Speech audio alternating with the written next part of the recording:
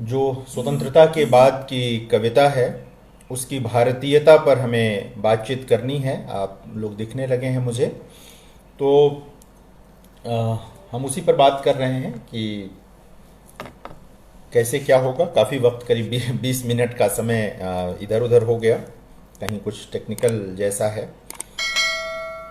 तो स्वातंत्र्योत्तर हिंदी कविता की भारतीयता, जैसे ही हम भारतीयता जैसा पद इस्तेमाल करते हैं, जैसे ही हम शुरू करते हैं कि भारतीयता, आवाज़ आ रही है ना मेरी? आवाज़ आ रही है ना? आवाज़ आ रही है पूरी? तो जैसे ही हम भारतीयता की बात करते हैं, बहुत तरह की बातें हम लोगों के जहन में आ जाती हैं, बहुत तरह की बातें आती हैं, क्या है कैसे है। लेकिन भारतीयता से भी पहले ये ज़रूरी है कि हम इस बात पर विचार करें कि कविता का जीवन से क्या संबंध है। जीवन से जब संबंध होता है तभी दरअसल आप तय कर सकते हैं कि वास्तव में क्या स्थिति है या नहीं है।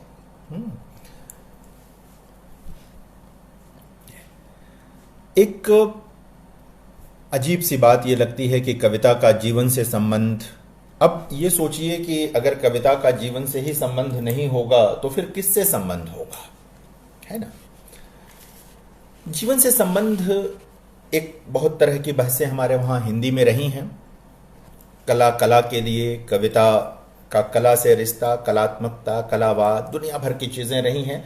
लेकिन हमें जब आज भारतीयता की बात करनी है तो दरअसल जब मैं कह रहा हूँ कि जीवन से रिश्ते का मामला, तो दरअसल मैं विषय वस्तु के बारे में बात करना चाहता हूँ कि जब जीवन से रिश्ता होगा, समाज से गहरा रिश्ता होगा, तो दरअसल कोई न कोई विषय वस्तु होगी जो आपकी कविता में आएगी। कोई दृश्य भी अगर आपकी कविता में आएगा तो भी एक तरह से विषय वस्तु बन करके ही कविता में आता है। आप सिर्फ शब्दों का खेल करेंगे तो जाहिर है कि कोई विषय वस्तु नहीं बनेगी। उसमें एक तरह का कह सकते हैं कि बौद्धिक आनंद प्राप्त हो सकता है, लेकिन उस कविता का कोई सीधा संबंध बनेगा नहीं अपने समाज से, जिस कालखंड में वो लिखी जा रही है, जिस धरती के जिस हिस्से पर वो लिखी जा रही है, वहाँ ये सारी चीज़ें जो हैं ये नहीं आ पाएंगी। तो कविता से जीवन का संबंध और भारतीयता, मैं इस पर बात करूं उसके पहले मैं केदारनाथ सिंह की एक बहुत प्रसिद्ध कविता का एक अंश पढ़ता हूं। उसे सुने आप लोग, बहुत गौर से सुने, बहुत स्पष्ट होती जाएगी कि दरअसल जब हम भारतीयता कहते हैं तो हम कहना क्या चाहते हैं। वैसे तो मैं वही हूँ जो कि आपके सामने हूँ, जिससे आप मिलते रहे हैं अक्सर हल्दी, कोटा, पाटन या पिपराइच में। पर वैशाली में मैं एक आम का पेड़ था, श्रावस्ती में शायद एक भिक्षु का भिक्षा पात्र, वाराणसी में एक नाव हो सकता था मैं, अगर मेरे बढ़ई ने मुझे छील छाल कर एक पहिया न बना दिया होता। और सन 1857 में जब गिर रहे थे पत्ते और लोगों के सिर भी, तो शहर दिल्ली में एक गली के मोड़ का पत्थर था मैं, जिसने गालिब को देखा था जलते हुए बाजार से कुछ चिंगारियां लेकर घर लौटते हुए।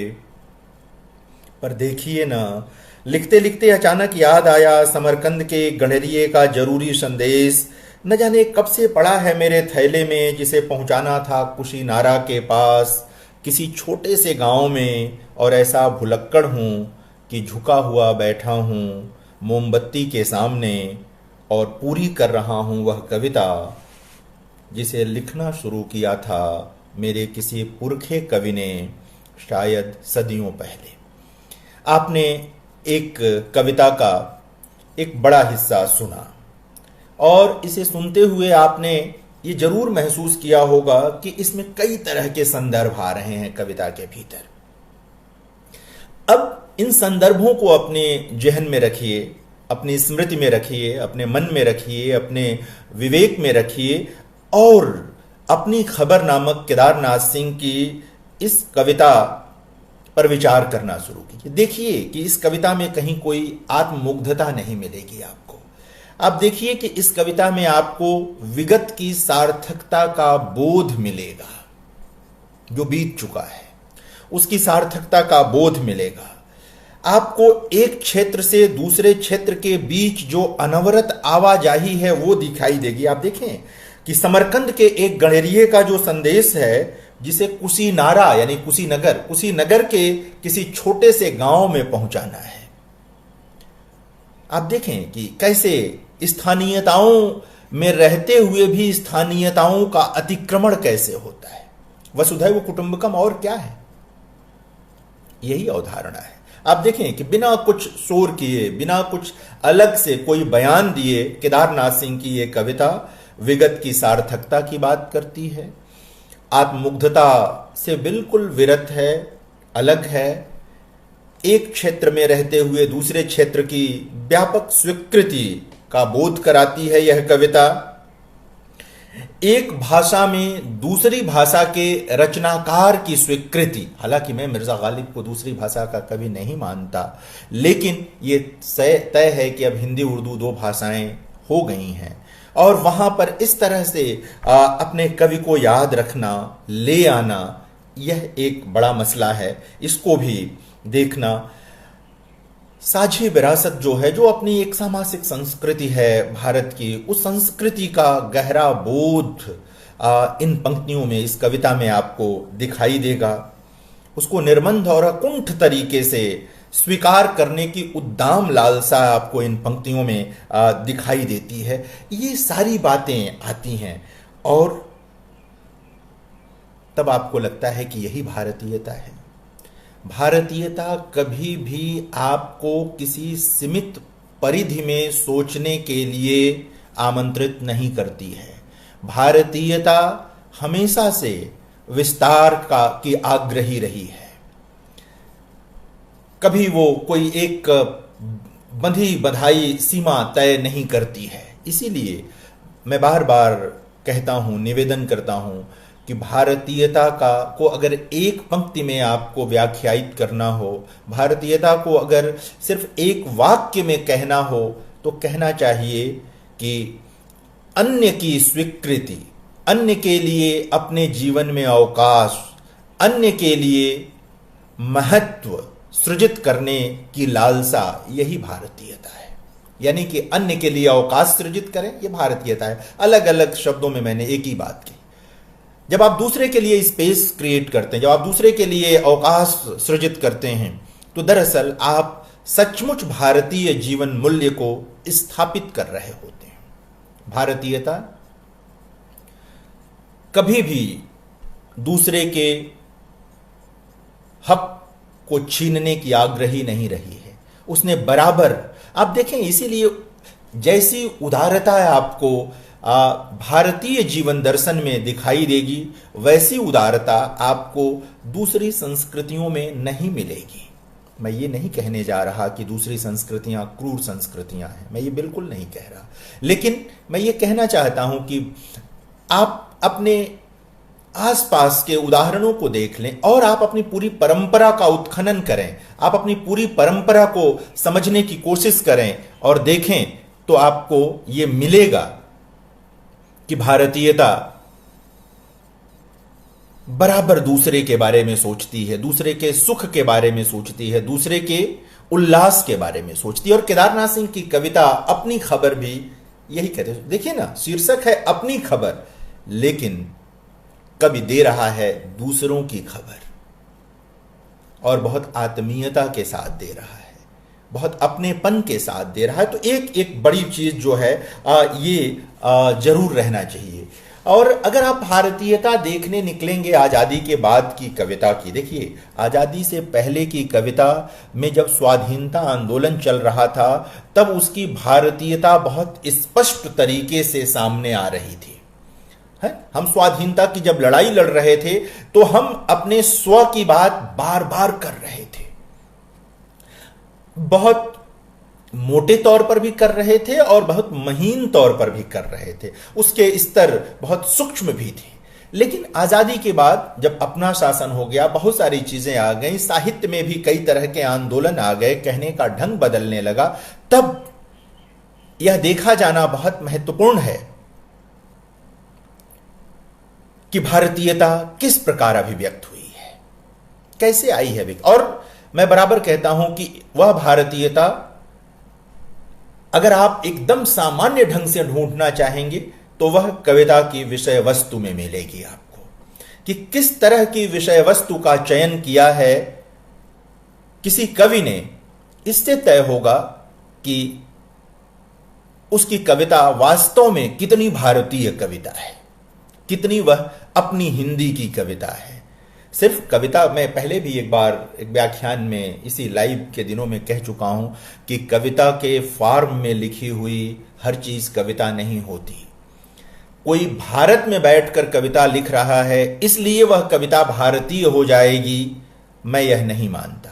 उसके भारतीय होने के निश्चित संदर्भ होंगे, तभी वो भारतीय होगी। और वो निश्चित संदर्भ यहाँ के समाज, यहाँ की संस्कृति में डूबे बिना हासिल नहीं हो सकता। उसकी जो संश्लिष्टता है उसको महसूस किए बिना यह संभव नहीं है। तो इसको भी समझने की जरूरत है, जानने की जरूरत है। विलंब के नाते लगता है कि बहुत सारे लोग निकल भी गए होंगे, लेकिन कोई बात नहीं, जितने लोग सुन रहे हैं वो सुने, और लोग बाद में फेसबुक पर है इसलिए तो बाद में भी उपलब्ध रहेगा ही, तो जिन लोगों को सुनना है वो बाद में भी सुन सकते हैं।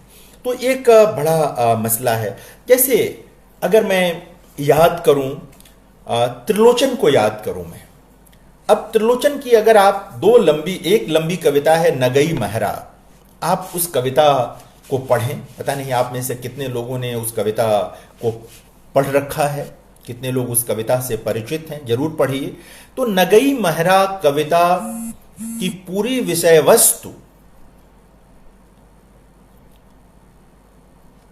और उसमें जो कुछ भी शामिल किया है त्रिलोचन ने, वह अलग से कहने की जरूरत ही नहीं है कि यह भारतीय कविता है, वो नितांत भारतीय कविता हो जाती। इसी तरह उनकी एक बहुत प्रसिद्ध कविता है, चंपा काले काले अक्षर नहीं चीन्हती है। मैं उस कविता के बारे में थोड़ी सी बात करता हूं। ये जो कविता है, चंपा काले काले अक्षर नहीं चीन्हती, अब इस तरह की स्थितियां किसी भी देश में हो सकती हैं। किसी भी देश में ये संभव है कि लोग हों और पढ़ाई का अवसर न मिला हो, शिक्षा का अवसर न मिला हो और शब्द ज्ञान न हो उनको, लेकिन ये पूरी कविता जो बात करती है, वह कविता, उसमें जो संश्लिष्ट भाव हैं, वो भाव ये बताते हैं कि यह कविता भारत में लिखी गई कविता है। और उसमें भी एक और आप बिंदु जोड़ सकते हैं कि अवध के किसी कवि के द्वारा लिखी गई कविता है, उस अंचल की कविता है, जो अवधी भोजपुरी का पूरा अंचल है, उधर की कहीं की ये कविता है। मेरे ख्याल से कई प्रसंग हैं इसमें, कई चीजें हैं। मैं जिन पंक्तियों को इस कविता से पढ़ना चाहता हूं और सामने रखना चाहता हूं, वो पंक्तियां हैं कि उस दिन चंपा आई, मैंने कहा कि चंपा तुम भी पढ़ लो, हारे गाढ़े काम करेगा, गांधी बाबा की इच्छा है। देखें, गांधी बाबा आ गए इसमें। अब गांधी बाबा आ गए 20वीं शताब्दी में। भारतीय समाज के, राजनीति के, हर तरह से भारत के महानतम व्यक्ति, की महानतम उपस्थिति, गांधी जी के बिना तो कोई बात हो नहीं सकती। तो गांधी जी आ गए इस कविता में कि गांधी बाबा की इच्छा। और देखें कैसे आ रहे हैं, गांधी बाबा हैं, अब महात्मा गांधी शब्द नहीं है इसमें, किसी और, गांधी बाबा अपने जैसे परिवार का मुखिया हो, अपने परिवार का बड़ा हो। यह भी एक भारतीय ढंग है। याद करने का। आप देखें कि दूसरी परंपराओं में आपको इस तरह की चीजें नहीं मिलेंगी। हमारे वहां यह होता रहा है कि हम इस तरह की चीजों को, अपने आदर्शों को इतना करीब ले आते हैं जैसे अपने ही परिवार का कोई सदस्य हो, बड़ा हो, पूर्वज हो। इस तरह से ले आते हैं। ये नितांत भारतीय ढंग है जीवन का, सोचने समझने का, कि गांधी बाबा की इच्छा है सब जन पढ़ना लिखना सीखें। चंपा ने यह कहा कि मैं तो नहीं पढ़ूंगी। तुम तो कहते थे गांधी बाबा अच्छे हैं, वे पढ़ने लिखने की कैसे बात कहेंगे, मैं तो नहीं पढ़ूंगी। अब एक सामान्य बोध है, थोड़ी हंसी जैसी चीज आएगी, लेकिन यह हास्य की कविता नहीं है। मैंने कहा कि चंपा पढ़ लेना अच्छा है, ब्याह तुम्हारा होगा, तुम गौने जाओगी। यह जो गौने का प्रसंग है, यह नितांत भारतीय प्रसंग है। द्विरागमन, विवाह हुआ, बेटी की विदाई नहीं हुई, कुछ अंतराल के बाद, कई बार तो यह लंबा अंतराल होता था। जिन दिनों की यह कविता है उन दिनों तो पर्याप्त अंतराल होता था द्विरागमन के लिए, गवने के लिए। तो तुम गौने जाओगी, कुछ दिन बालम संग साथ रह जब चला जाएगा कलकत्ता। कलकत्ता आ गया। औपनिवेशिक काल का, और औपनिवेशिक काल के बाद भी लंबे समय तक भारत का एक बड़ा औद्योगिक और व्यापारिक केंद्र, जहां उत्तर प्रदेश और बिहार से बड़ी संख्या में लोग नौकरी करने और मजदूरी करने जाते थे। भिखारी ठाकुर की जो विदेशिया का पूरा प्रसंग है, उस एकदम कलकत्ता से नाभिनालबद्ध है, वो पूरा जुड़ा हुआ है मामला। तो ये कलकत्ता जैसा वह भारतीय बाजार यहां आ गया। कलकत्ता आधुनिकता का भी केंद्र रहा भारत में। वो इस तरह रहा कि मिर्जा गालिब, जिनका केदारनाथ सिंह की कविता में अभी संदर्भ आ रहा था, जब कलकत्ते की वो यात्रा करते हैं तो वहीं पर उनको रहता है कि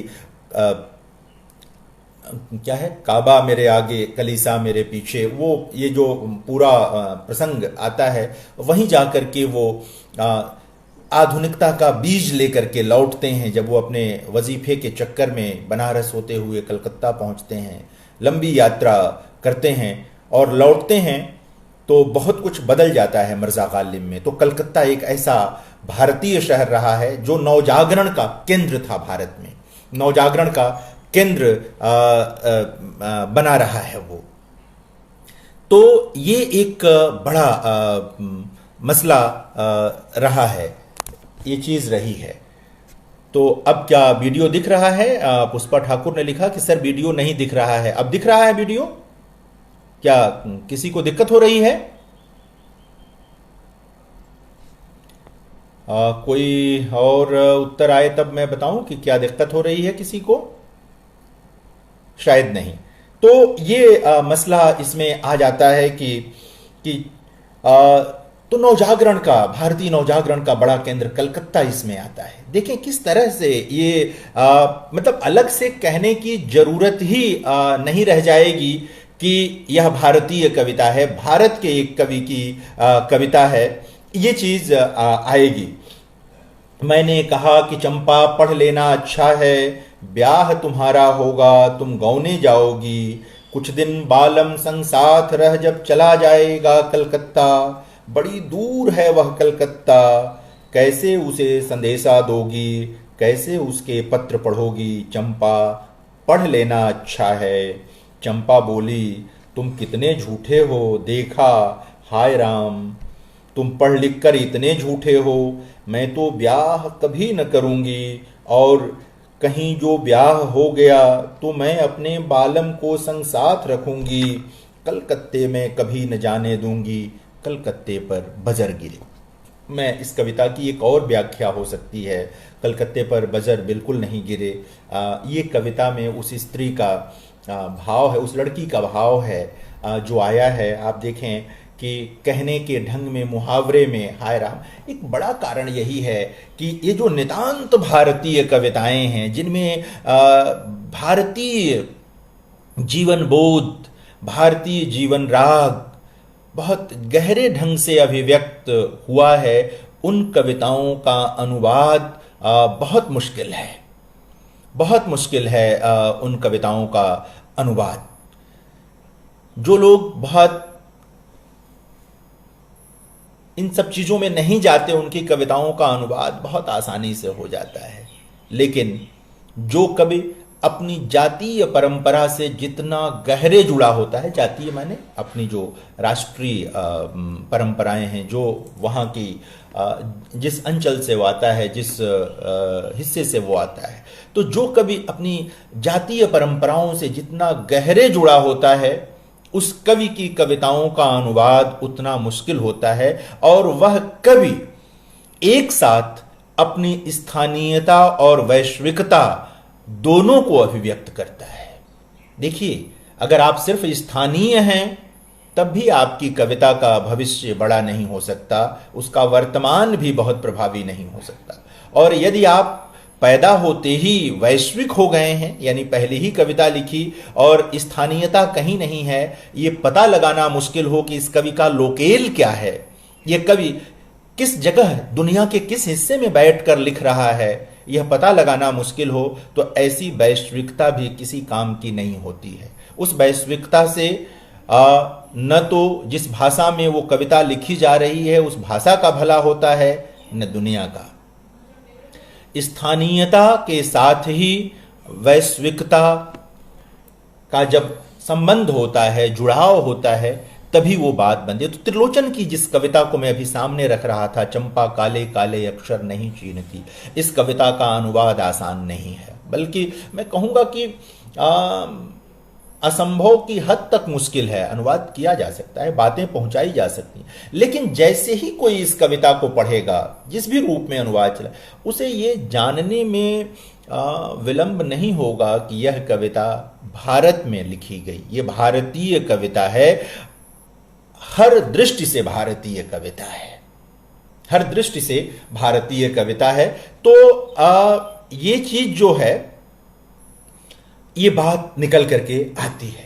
इसी तरह नगई महरा कविता का मैं संदर्भ ले रहा था कि नगई महरा कविता में भी ये चीज निकल करके आती है और वो दिखती है।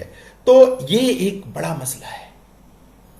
गांधी जी को दूसरे देशों में भी कुछ कवियों ने याद किया है, लेकिन जब वो गांधी बाबा हो जाते हैं, जिस ढंग से परिवार के सबसे बड़े सदस्य हो जाते हैं, जिस तरह से, इस तरह का स्मरण तो एक भारतीय कवि ही कर सकता है। वो एक भारतीय कवि से ही संभव है कि इस तरह की चीज निकल करके आए, इस तरह की चीज बन करके आए। तो ये एक बड़ा मसला है। मैं देख रहा हूं कि आप लोगों के ढेर सारे लोगों की उपस्थिति हो रही है, ये बहुत अच्छी चीज है और मैं इसको और इस बात को आगे बढ़ाना चाहता हूं कि भारतीयता को, यह एक उदाहरण मैंने आपको दिया कि इस ढंग से आप देखेंगे।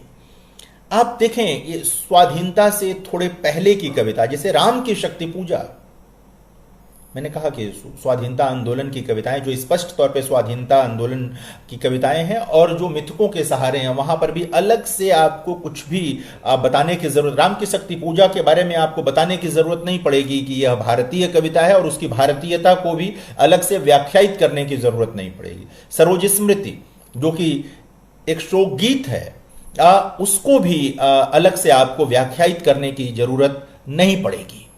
तो ये सारी चीजें इनमें से आती है। कैसे आप अपने नायकों को याद करते हैं, कैसे आप अपनी संस्कृति को भाषा में ले आते हैं, किस तरह से उनके लिए शब्द गढ़ते हैं, आप उनको याद करने का तरीका क्या है आपका, यह एक बड़ा महत्वपूर्ण मसला है। जब हम भारतीयता के अनुसंधान की बात करें कविता में, उत्खनन शब्द भी इस्तेमाल कर लें कि कविता का उत्खनन करते हुए जब हम भारतीयता की बात की ओर जाएं तो ये चीज आएगी। देखिए क्या है कि सिर्फ हिंदी कविता का मामला नहीं है। भारत बहुभाषी देश है, हिंदी के साथ साथ यहाँ बहुत सारी प्रमुख भाषाएं चारों ओर हैं, पूर्व पश्चिम उत्तर दक्षिण में चारों तरफ भाषाएं हैं और हर भाषा में जो कविता लिखी जा रही है, जो साहित्य रचा जा रहा है, उसकी भारतीयता लगभग इसी तरह से तय होती है कि क्या लेकर आप आ रहे हैं, आप किनके बारे में बात, जिसे मछुआरे उपन्यास का मामला है अगर तक्षी शिवशंकर पिल्लई की, तो क्या आपको अलग से बताने की जरूरत पड़ेगी कि यह एक नितांत भारतीय उपन्यास है? भारतीय नहीं बताना की जरूरत होगी।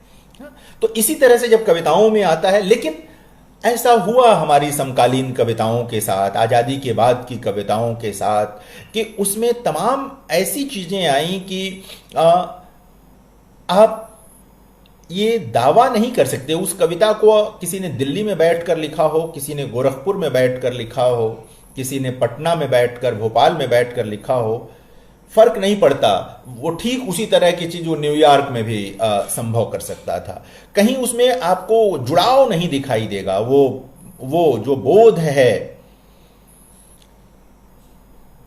अपनी जगह से जुड़े होने का, वो आपको कहीं अनुपस्थित दिखाई देगा। उसमें वो चीजें उसमें आएंगी। तो ये एक बड़ा मसला आपको वहां दिखाई देगा। तो देखिए, लोक मंगल की आकांक्षा तो दुनिया के सारे बड़े कवि करते हैं। ऐसा कोई कवि नहीं होगा जो लोक मंगल की आकांक्षा न रखे। ये एक, लेकिन लोक मंगल की आकांक्षा में आप देखें कि भारतीयता का क्या मामला है। सब आप आस्तिक हो, नास्तिक हो, इन चीजों को किनारे करके देखें तो हमारे वहां भारत में जो प्रार्थनाएं भी रही हैं, उन प्रार्थनाओं में भी दूसरों के कल्याण की आकांक्षा बनी रही है। वैयक्तिकता के लिए बहुत कम जगह भारतीय चिंतन में रही है। भारतीय चिंतन इसीलिए एक उदात्त चिंतन रहा है कि वहां वैयक्तिकता के लिए बहुत कम जगह है, बहुत कम अवकाश है। सबसे कम अपने लिए रखिए। आप उन कविताओं को देखिए स्वाधीनता के बाद के समय की कविताओं को, और देखिए कि किन कविताओं में अन्य के लिए अधिक प्रेम दिखाई देता है, लगाव दिखाई देता है। और देखें कि फिर आप ढूंढ लेंगे चीजों को। संबंधों के प्रति जो रागात्मकता है वह बता देती। जैसे बहनों के बारे में लिखी गई कविताओं के बारे में देखें, एक दौर था कि जब बहनों पर बहुत सारी कविताएं लिखी गई हिंदी में। कुछ तो इतनी मकबूल हुई, इतनी प्रसिद्ध हुई बहनों पर। असद जैदी की कविताएं, तमाम कवियों का यहां नाम लेने की बहुत जरूरत नहीं है। और जिस ढंग से बहनों की उपस्थिति को रेखांकित किया गया उन कविताओं में, वो ये बताने के लिए पर्याप्त हैं कि ये कविताएं बहनों के बारे में हैं, लेकिन नितांत भारतीय बहनों के बारे में कविताएं हैं। क्योंकि उन कविताओं के माध्यम से आप पितृसत्ता की उस छाया को भी ठीक से व्याख्यायित कर पाएंगे जो भारतीय समाज में रहा है। ये उस तरह से नहीं, यूरोपीय समाज में जो भाई बहन का रिश्ता है, प्रेम वहां पर भी है, लेकिन वहां जिस तरह से चीजें निकल करके आती हैं वो ठीक आपने वहां नहीं दिखेगा, नहीं आएगा। तमाम रहेगा। बहनों को घर भर में सुगंध की तरह व्याप्त देखने की आकांक्षा आपको जब दिखाई दे तो लगेगा आपको कि यह तो आपकी अपनी बात है। उदय प्रकाश की एक कविता है जिसमें वो कहते हैं कि बड़ी बहन को याद करते हुए उदय प्रकाश जी कहते हैं, बहुत उनके आरंभिक दौर की कविता है, उनके पहले संग्रह में वो कविता है। कहते हैं कि वो तलछट अचार का तेल थी तुम दीदी, और उसमें बताते हैं कि किस तरह हमारी परवरिश की आपने, जबकि बहुत अंतराल नहीं है भाई और बहन के बीच, बहुत गहरी जो कहेंगे आत्मीयता, कृतज्ञता, सब कुछ उस कविता में व्याप्त है। और मुझे बराबर लगता है कि हमारे वहां जो पारिवारिक संरचना है, उस पारिवारिक संरचना में ही वो कविता संभव हो सकती थी। यानी उसकी भारतीयता को रेखांकित करने के लिए आप उस पारिवारिक संरचना को अगर समझ लें तो बात निकल करके आएगी। हमारे वहां ये सब चीजें निकल के, इसी तरह से स्त्रियों के बारे में जब बात चल ही गई है तो प्रसंग बस हम ले आए तो आप देखें कि फेमिनिज्म पूरी दुनिया में है, स्त्री विमर्श पूरी दुनिया में है। यूरोप में भी स्त्रियां अपने अधिकार के लिए संघर्षरत रहीं, पा लिया, लड़ रही हैं। अमेरिका में भी यह स्थिति है, भारत में भी। लेकिन यह सही है कि भारतीय स्त्रियों के दुख बिल्कुल उसी तरह नहीं हैं जिस तरह यूरोपीय स्त्रियों के हैं। वंचना का जो दबाव है, पितृसत्ता का जो दबाव है, वह भारतीय समाज पर अभी अधिक गहरा है। और यहां पर भी कई तरह की चीजें हैं। देखिए, यहां पर स्त्रियों के बीच भी जब बात करेंगे तो दलित स्त्रियां, आदिवासी स्त्रियां भी आती हैं, जिनके वहां स्त्री होने का भी दुख है और जो जाति की वंचना है उसका भी दुख वहां शामिल है। और इसी तरह से अन्य स्त्रियां हैं, वहां जो पितृसत्ता का गहरा दबाव है वो है। तो जब इस तरह की कोई स्त्रियों द्वारा लिखी गई कविता आए या पुरुषों द्वारा ही लिखी गई कविता आए तो आपको तुरंत ये कोई भी बता देगा कि ये कविता तो भारत में, जैसे रघुवीर सहाय की कविता 1952 की कविता, रघुवीर सहाय की बहुत छोटी सी कविता, पढ़िए गीता बनिए सीता, फिर इन सब में लगा पलीता, किसी मूर्ख की हो परिणीता, निज घर बार बसाइए, होए कंटीली आंखें गीली, लकड़ी सीली तबीयत ढीली, घर की सबसे बड़ी पतीली, भर भर भात पसाइए। स्त्री जीवन की विडंबना को व्यक्त करने वाली यह छोटी सी कविता, कुछ पंक्तियों की यह कविता नितांत भारतीय कविता है। यह कवि जो सांस्कृतिक विडंबना हमारे वहां उपस्थित है, जिसने भारतीयता के उस महान विचार को, जिसमें स्त्री के लिए बराबर के सम्मान का प्रसंग है, उसका जो लोप हो गया है, उस विडंबना को रेखांकित किया है रघुवीर सहाय ने इस कविता में, समझाया है। और आधुनिकता और तमाम तरह की चीजों के बीच भी जिस तरह स्त्री अपने अधिकारों से वंचित है, बल्कि जीवन का जो गहरा बोध है, उस बोध से ही वो वंचित है, ये पंक्तियां उसको बता देती हैं। तो ये किस तरह से भारतीयता का मामला निकल करके आता है। जिसे भारतीयता ढूंढने का यह कतई मतलब नहीं है कि आप उसमें सिर्फ बहुत स्थूल ढंग से आए हुए राष्ट्र प्रेम को देखें। ये सब राष्ट्र प्रेम की कविताएं हैं। जब आप भारत की स्त्री के दुख की बात करते हैं और उसके सुख की कल्पना करते हैं, जब आप भारत के वंचित समुदाय के सुख की कल्पना करते हैं, तो जाहिरा तौर पर आप राष्ट्र प्रेम को ही अभिव्यक्त कर रहे होते हैं। क्योंकि जब ये चीजें होंगी, जब समानता का मामला आएगा, जब संविधान द्वारा प्रदत्त जो सुविधाएं हैं वो सबको हासिल हो जाएंगी, बराबरी का मामला आएगा, तो राष्ट्र प्रेम का ही मामला है। ये राष्ट्र ही समृद्ध होगा। तो रघुवीर सहाय की यह कविता भी यही काम करती है और इस तरह से वो आगे लेकर जाती है हम लोगों को और चीज़ों को करती है। तो कैसे समझें आप, मतलब मूल चीज़ ये है कि मैं कहना यह चाहता हूं कि एक तो स्तर यह है कि भारतीयता पर बात करते हुए हम लंबी सैद्धांतिक चर्चा करें। दूसरी स्थिति यह है कि पहचाने कि ये कौन सी कविताएं हैं जिनकी जड़ें भारतीय सामाजिक सांस्कृतिक संरचना में हैं। वे कौन सी कविताएं हैं जो सिर्फ बुद्धि के आधार पर लिख करके वैश्विक होने की आकांक्षा रखती हैं, यानी कि हम लिखें, अनुदित हों और छा जाएं। नहीं, ये कविताएं जब त्रिलोचन की, नागार्जुन की, केदारनाथ अग्रवाल की, रघुवीर सहाय की, केदारनाथ सिंह की, शमशेर बहादुर सिंह की, इन सब की जो कविताएं हैं, यह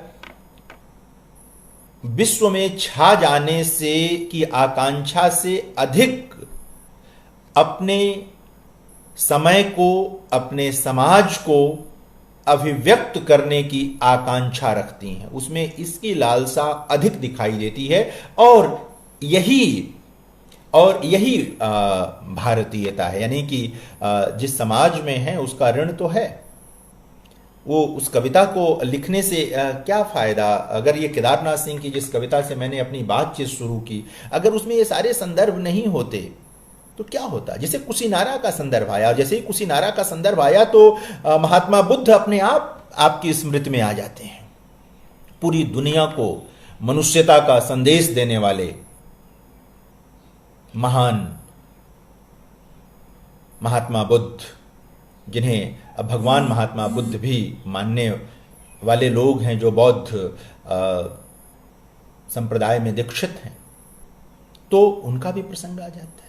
ये सारी चीजें देखिए, जब आप जीवनानंद दास की कविता, बहुत प्रसिद्ध कविता बनलता सेन पढ़ते हैं, तो वो कविता क्यों आपको इतनी आकर्षित करती है? उसमें जो प्रेम का आवेग है वो तो आपको बांधता ही है, उसके साथ साथ जो पूरा दृश्य उस कविता में आता है वह भी आपको बांधता है, वह भी आपको बांधता है। तो कवि कहां संचरण उसका कहां कर रहा है, वो ये एक बहुत महत्वपूर्ण चीज है। कहां घूम रहा है, उसका मन कहां जा रहा है, उसका विवेक कहां जा रहा है। मूल रूप से उसकी कविता का जो जीव द्रव्य है, मैं बार बार इस शब्द का प्रयोग करता हूं, कविता का जो जीव द्रव्य है वो है क्या? क्या वो भारतीय जीवन है? क्या वो भारतीय जीवन किसी भी रूप में उपस्थित कर पाता है या नहीं कर पाता है? यह एक बड़ा है। आप देखें कि कैसे भारतीय, मतलब माखनलाल चतुर्वेदी जब स्वाधीनता आंदोलन के दौर में कविताएं लिख रहे थे तो वे अपने को एक भारतीय आत्मा के रूप में प्रस्तुत कर रहे थे। एक भारतीय आत्मा, आकांक्षा देखिए ना इस शब्द में, अपना नाम नहीं, माखनलाल चतुर्वेदी नहीं, एक भारतीय आत्मा। और जैसे ही आप उस दौर में उस भारतीय आत्मा की कविता पढ़ते हैं, चाह नहीं मैं सुरवाला के गहनों में गूथा जाऊं, आपको लगता है कि यह भारतीय आत्मा तो मैं भी हूं, यह भारतीय आत्मा तो मेरा पड़ोसी भी है, उसका भी पड़ोसी है, दाएं बाएं जो लोग भी हैं सब वो भारतीय आत्मा है। यह जो भारतीयता का विस्तार माखनलाल चतुर्वेदी की कविता करती है, इसी से यह तय होगा कि उस कविता की जड़ें कहां हैं, भारत में है, तभी वो भारतीयता का विस्तार कर लेती है। ये एक महत्वपूर्ण चीज है। और रघुवीर सहाय की कविता की व्याख्या आप अपने ढंग से कर सकते हैं। उसमें गीता का स्मरण है, सीता का स्मरण है, गीता का प्रसंग आने का से आप द्रौपदी से भी जोड़ सकते हैं। डॉक्टर राम मनोहर लोहिया का एक निबंध है, हमारी जो प्रातः स्मरणीय स्त्रियां हैं उन के संदर्भों को लेकर के, सीता, द्रौपदी वगैरह के संदर्भ में एक बार पढ़ना चाहिए आप सबको। और प्रसंग बस यह कि रघुवीर सहाय मूल रूप से लोहिया के विचारों से गहरे प्रभावित थे। अगर उनको बहुत सुविधाजनक ढंग से खाना बनाना हो तो आप लोहियावादी ही कहेंगे उन्हें। वो मार्क्सवादी खाने के कवि नहीं थे, हालांकि उनकी कविताएं मार्क्सवादी आलोचकों को, पाठकों को, सबको प्रिय हैं। क्योंकि क्या है कि कवि किसी विचारधारा का प्रवक्ता नहीं होता है, वह मनुष्यता का प्रवक्ता होता है। और जो मनुष्यता का प्रवक्ता होता है वो वंचना के विरुद्ध लिखेगा, वह सुंदरता के पक्ष में लिखेगा, वह हरियाली के पक्ष में लिखेगा, वह दुनिया में जो भी सकारात्मक परिवर्तन हो सकता है उसके पक्ष में लिखेगा, और किसी भी प्रकार के शोषण के वह विरुद्ध होगा। और ये सारी चीजें किसी भी कवि को प्रिय लगेंगी, पढ़ने वाले को भी प्रिय लगेंगी। तो ये सारी चीजें आती हैं। रघुवीर सहाय की एक और कविता है, उनकी जीवन की अंतिम कविता है, 25 दिसंबर 1990 की यह कविता है। 90 में रघुवीर सहाय चले गए थे। 60 वर्ष, लगभग 60 वर्ष की उम्र उनको मिली थी। और ये कविता है चेहरे की सिकुड़ने। थकी हुई औरत के चेहरे की सिकुड़ने किसी एक परिवार की लंबी मुश्किलों की आड़ी सतरें हैं। उनकी लिखावट कुछ अलग दूसरों से है, क्योंकि परिवार के पुरखों ने अलग अलग भाषाएं लिख दी हैं।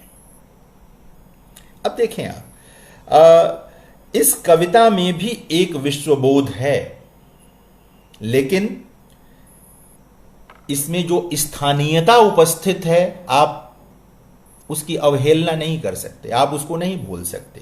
यह कविता थकी हुई औरत के चेहरे की सिकुड़ने, ये थकी हुई औरत दुनिया के किसी भी देश की हो सकती है, किसी भी शहर की हो सकती है, और आपके बिल्कुल पड़ोस की भी हो सकती है। जब ये कविता रघुवीर सहाय लिख रहे हैं और परिवार की संकल्पना के साथ लिख रहे हैं, परिवार के पुरखों ने अलग अलग भाषाएं लिख दी हैं, तो दरअसल एक तरह का ये आत्मालोचन भी है, आत्मालोचन भी है ये। तो ये इसकी जो स्थानीयता है, और इस कविता में स्त्री के दुख को पहचानने का जो ढंग है, वो बताता है कि ये कविता भारत में ही कहीं लिखी गई है, भारत में ही संभव हो सकती थी और हुई है। तो ये एक बड़ा मसला है, क्योंकि देखिए, मैं पहले भी कह रहा था, फिर दोबारा कह रहा हूं कि जो लोग सिर्फ विश्वबोध के चक्कर में रहते हैं, वो कहीं के नहीं रहते। जो सिर्फ स्थानीयता के चक्कर में रहते हैं, वो भी कहीं के नहीं रहते। एक उचित रसायन स्थानीयता और विश्वबोध का तो बनाना ही चाहिए। और जब आप स्थानीयता और विश्वबोध का रसायन बनाते हैं, इसका ये कतई मतलब नहीं है कि आप भारत के कवियों के संदर्भ में मैं कह रहा हूं कि आप भारतीयता से दूर जा रहे हैं। नहीं जा सकते आप, नहीं जा सकते आप। वो भारतीयता ही है कि हमें तमिल में लिखी गई एक कविता जब अनुदित होकर हिंदी में मिलती है तो अपनी लगती है। एक मलयालम में लिखी गई कविता, असमी भाषा में लिखी गई कविता, बांग्ला में लिखी गई कविता, अभी मैंने जीवनानंद दास का संदर्भ लिया, वो हमें अपनी लगती है। वो क्या है? यही है ना। गद्य साहित्य में आप याद करें, शरदचंद्र को तो बहुतेरे ये जानते ही नहीं थे अनुवादों को पढ़कर कि वो हिंदी के लेखक नहीं हैं। अमृता प्रीतम के साथ ये था कि हिंदी के जो सामान्य छोटे कस्बों के लोग थे, पाठक थे, और जब पॉकेट बुक्स वाले दौर के माध्यम से भी उनकी किताबें लोगों को मिल रही थी, तो बहुतों को ये पता भी नहीं था कि ये पंजाबी की लेखिका हिंदी की नहीं है। वो भारतीयता वाला तत्व ही था। वो जीवन की पहचान का मामला है, जहां दुख, एक का दुख दूसरे के दुख से एकदम जुड़ जाता है, लगता है कि हमारी ही बात तो है ये। तो ये इसकी पहचान हो जाती है कविताओं को लेकर के, सारी चीजों को लेकर के।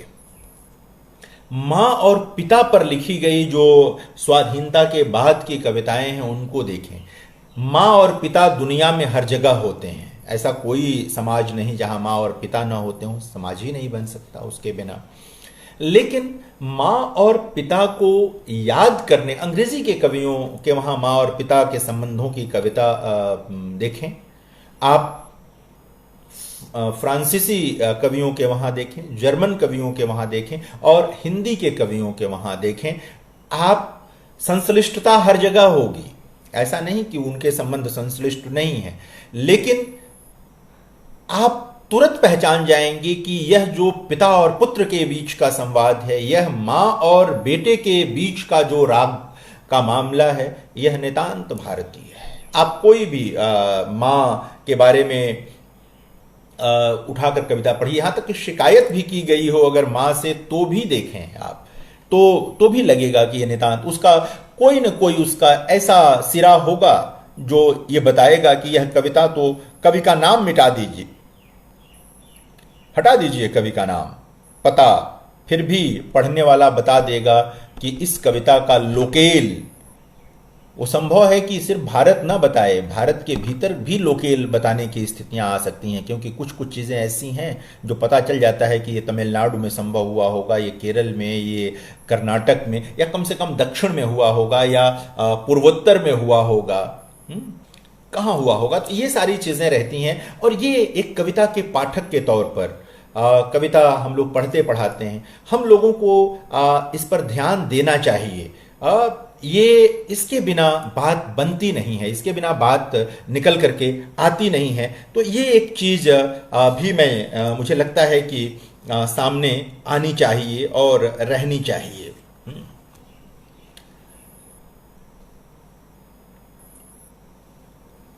इसके अलावा एक समय आया जब एकदम नितांत समकालीन समय जो हमारा आया, आप देखें कि उस दौर में जो जो भी सामाजिक सांस्कृतिक परिवर्तन है 80 के दशक के, 90 के दशक के, आप लगातार उन परिवर्तनों की गूंज कविताओं में देखते हैं।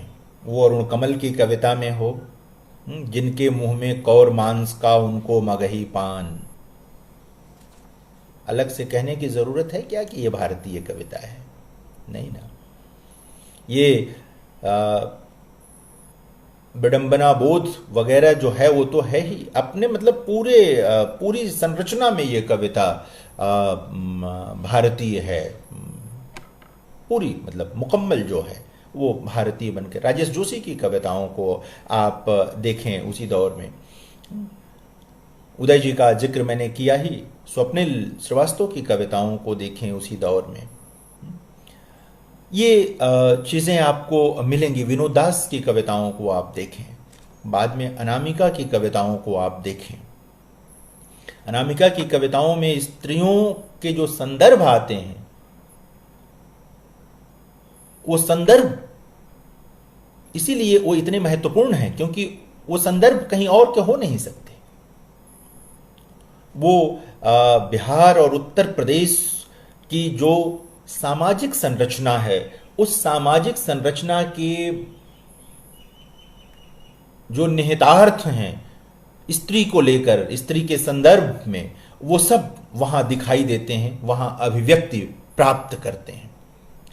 अनीता वर्मा की कविताओं में आपको ये दिखाई देगा। बहुत छोटी छोटी सुदृढ़ कविताएं आपको दिखाई देंगी वहां पर। तो ये चीज भी आपको देखने की जरूरत है। सारे आप हेमंत कुकरेती की कविताओं को देखें, आप पवन करण की कविताओं को देखें, बिल्कुल बाद में जो लोग आते हैं उनकी कविताओं को आप देखें। ये आप बहुत आसानी से मतलब एक आप इसकी पहचान कर पाएंगे। और अगर ये पहचान संभव नहीं कर पा रहे हैं आप, तो मैं ये नहीं कहूँगा कि सिर्फ आपका दोष है, मैं ये भी मानूंगा कि कहीं ना कहीं हो सकता है कि कविताओं में भी ये समस्या हो कि देखिए, चतुराई से लिखी गई कविताएं चतुराई वाली भारतीयता भले ही अभिव्यक्त करती हों, वास्तविक अभी नहीं कर सकती। तो ऐसी कविताओं का मामला भी हो सकता है कि आपके सामने आए, तो उसको समझने की जरूरत है। तो इन सभी कवियों के वहां, जिनका मैंने नाम लिया, जिनका नहीं लिया, बहुत सारे कवि मेरे प्रिय हैं। आप देखें, बिल्कुल जो युवा कवि हैं मनोज झा के वहां आप देखें, आपको ये चीज दिखाई देगी, मिलेगी। मदन कश्यप के वहाँ आप देखें, मदन कश्यप की कविताओं में भी आपको ये चीज़ दिखाई देगी। आपको ये कविताएं वायवीय नहीं लगेंगी, और जैसे ही आपको ये कविताएं वायवीय नहीं लगती हैं, इसका मतलब कि उन कविताओं का कोई न कोई लोकेल है। इसका मतलब कि उन कविताओं का कोई न कोई सामाजिक सांस्कृतिक आधार है, और वो सामाजिक सांस्कृतिक आधार ही उन्हें, जिसको हम भारतीयता, बार बार मैं भारतीयता कह रहा हूं, वो भारतीयता वाला पक्ष प्रदान करते हैं। और जरूरी नहीं कि सबकी भारतीयता एक जैसी हो। यह भी भारतीयता का गुण है कि वह असहमति का सौंदर्य शास्त्र रखने वाली चिंतन धारा को प्रमुखता देती है। भारतीयता में असहमति के लिए अवकाश है। हमारे वहां शास्त्रार्थों की परंपरा रही है, और असहमति का बाकायदा सम्मान होता रहा है। वो सारी चीजें रही हैं और वो हैं। तो ये देखने की जरूरत है, समझने की जरूरत है इसको, इसके बिना बात नहीं बनेगी। तो यह भी एक बड़ा पक्ष है जिसे हम लोगों को देखना चाहिए। शमशेर बहादुर सिंह, केदारनाथ सिंह की एक कविता मैं आपको सुनाता हूं, बहुत छोटी सी। एक पारिवारिक प्रश्न, आप देखें, ये 1957 की कविता है, आजादी के 10 साल बाद की कविता है। केदार जी की कविता से ही मैंने आज के व्याख्यान का आरंभ किया था। उनके अंतिम दौर की वो कविता है, अपनी खबर। छोटी सी कविता है, कविता को ध्यान से सुनिए। एक पारिवारिक प्रश्न। छोटे से आंगन में मां ने लगाए हैं तुलसी के विरवे दो, पिता ने उगाया है बरगद छतनार, मैं अपना नन्हा गुलाब कहां रोप दूं। छोटे से आंगन में मां ने लगाए हैं तुलसी के विरवे दो, पिता ने उगाया है बरगद छतनार, मैं अपना नन्हा गुलाब कहां रोप दूं। मुट्ठी में प्रश्न लिए दौड़ रहा हूं वन वन, पर्वत पर्वत रेती रेती बेकार। अब देखिए, इस कविता की व्याख्या करिए, उसमें डूबिए। छोटी सी कविता आपको ढेर सारे प्रश्न देगी, ढेर सारी संभावनाएं भी लेकर आएगी। लेकिन कविता आरंभ होती है कि छोटे से आंगन में मां ने लगाए हैं तुलसी के विरवे दो। ये पंक्तियां आप इस कविता का लोकेल तय कर देती हैं कि यह नितांत भारतीय कवि की कविताएं हैं,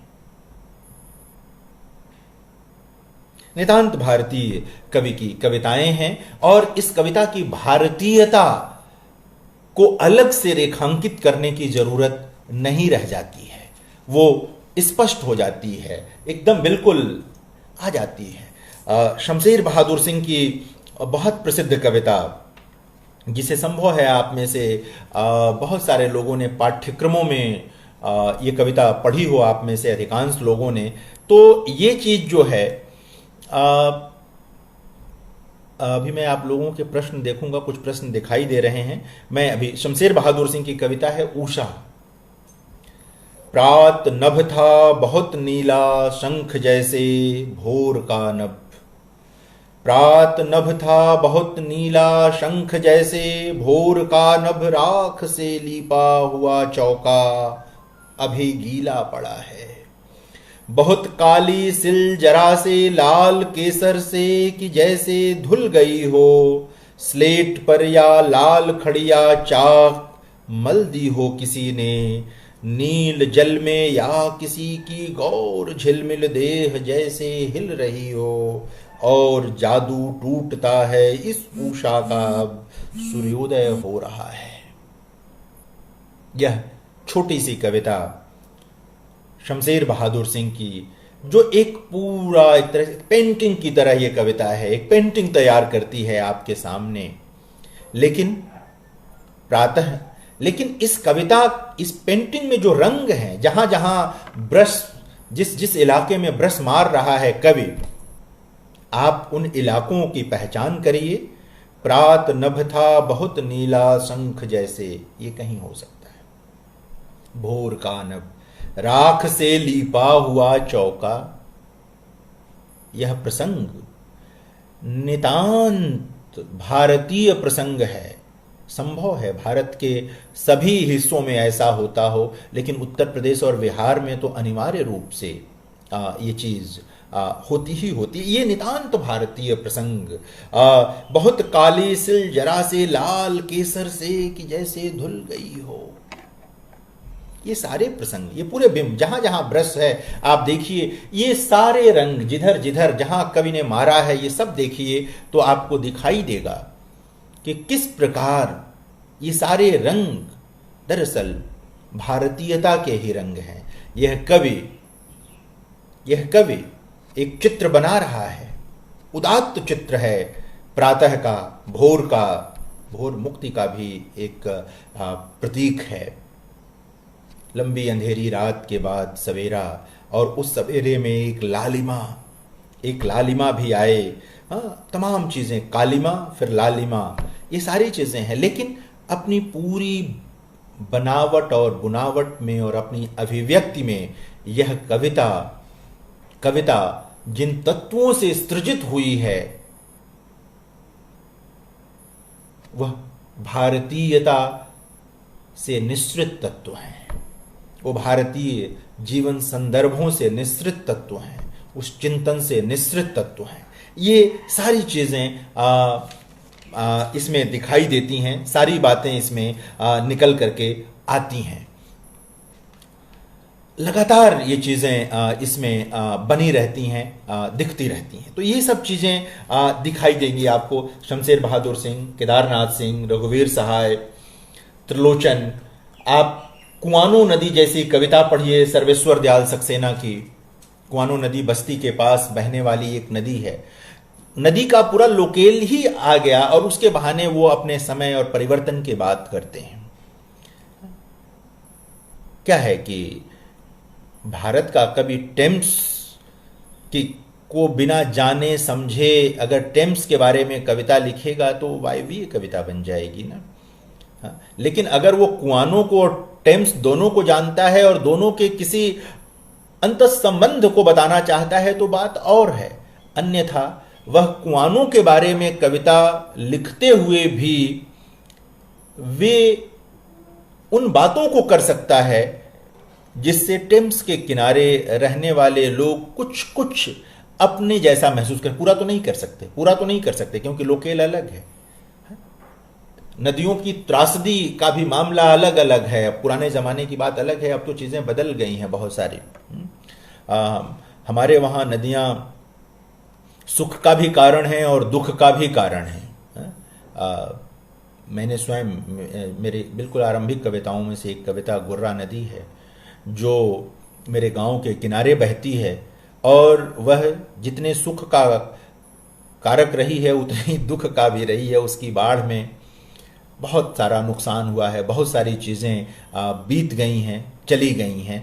तो ये सब चीज़ें होती रही हैं। तो ये तमाम प्रसंग हैं और आज की बातचीत मुझे लगता है थोड़ा विलंब भी हो गया था और फिर भी लगभग 50 मिनट से अधिक का समय हो चला है बातचीत करते हुए हमें। मैं अपनी बातचीत को बद्री नारायण की बेहद प्रसिद्ध कविता प्रेमपत्र के माध्यम से पूरा करना चाहूँगा, समाप्त करना चाहूँगा। जो भी कहना चाहें आप। प्रेत आएगा किताब से निकाल ले जाएगा प्रेम पत्र, गिद्ध उसे पहाड़ पर नोच नोच खाएगा।